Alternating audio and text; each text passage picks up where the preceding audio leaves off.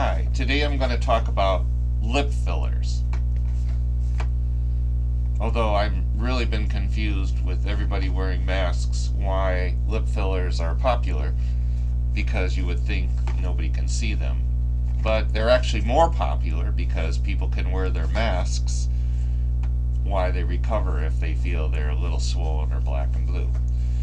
Of course, the risks with lip fillers always are there's a chance of a swelling, there's a chance of a bruise. The biggest risk I always see is that people may want more, either because once their lips are bigger, they now want it in one side more than the other. Now they notice there are a little bit of differences, or they decide they want more. The fillers are sold by the syringe rather than by the treatment. So today I'm going to go over all the multitude of lip fillers. I'm going to talk about Valbella from Juvederm. I'm going to talk about Juvederm Ultra Plus. I'm going to talk about Valbella in the smaller box, and then the Restylane products, Silk, regular Restylane, and Kiss. The US, this may seem like a lot, but in Europe there's close to 30 or 40. So let me talk about all the different ones.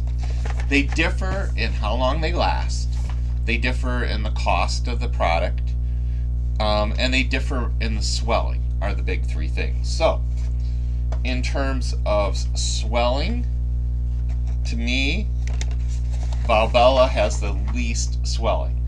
So a lot of my older patients especially like Valbella because Valbella averages maybe a day or two of swelling from the trauma of being injected. So they like that. Silk and regular Juvederm have a fair amount of swelling, probably the most, and it can be up to 2 weeks. Now my younger patients, they don't mind it because they like seeing the exaggerated effect for a while, and they're not bashful about it. It gives them bragging rights, so to speak. Kiss, the newest product from Restylane, probably is in the middle. So that's the swelling. The next factor is how long they last. Regular Restylane and Restylane Silk and regular Juvederm are probably, honestly, in about the 8-month to 9-month range. But when I say 8 to 9 months, it's not a steady effect.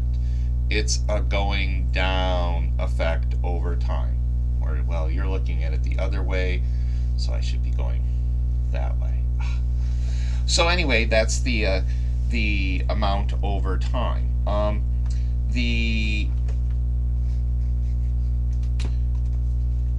other thing about how long they last is a lot of people will do more in the middle. So they never go down to 0 and then back up and down to 0. They'll do their one syringe and 4 months later do another, so they always stay more in the middle.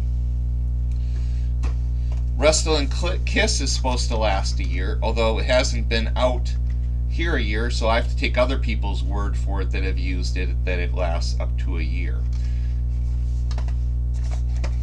Valbella lasts up to a year as well. Now, the Restylane Kiss, with it lasting up to a year, as well as the Valbella, the reason they're able to do that is they're more cross-linked. The molecules have a different configuration.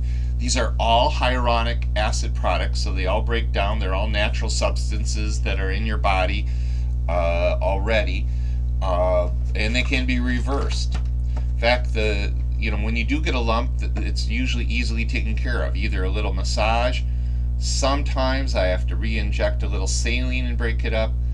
In extremely rare cases, there's even an enzyme to inject that makes it all go away. But it's easily reversible. The most common cause of lumps that I see some people complain about is actually their own mucus glands that they feel now that they've been puffed out a little bit. The Valbella, the advantage of it is it comes both in a 1 cc and a half cc. There's the 1 cc, here's the half cc. And so if you want to just do something subtly like a half cc, you can, or a touch up. The half cc though doesn't go very far, so I tend to find it's somebody who wants just a subtle improvement and not much. And then, of course, sometimes we will even use a little bit of a neurotoxin, such as Botox in the lip. Um, the neurotoxins, the advantages are they can further give a little fullness by dropping the lip and letting the edge flip over. The disadvantages are there's no perfect dose to get the perfect effect. 1 in 100 could get a visible lip droop. Probably 10 out of 100 won't see that much because we're being conservative. And 1 out of 3 just won't like it. They'll go, well, it looks better, but I can't move my mouth as wide. I can't grab a straw. So that's the neurotoxins. Now, going back to the different fillers for the lip, Valbella is the most expensive. Restylane Kiss, regular Juvederm, and Restylane Silk, and regular Restylane are probably our cheapest ones. And then it just depends what promotion the companies are using and what rebates there are. So you have 3 factors to always consider, and I go over these with all my patients. You have how long they last, as well as how much swelling they have, and how much they cost. I hope that helps you, and don't forget to wear your mask in the age of COVID. Thanks.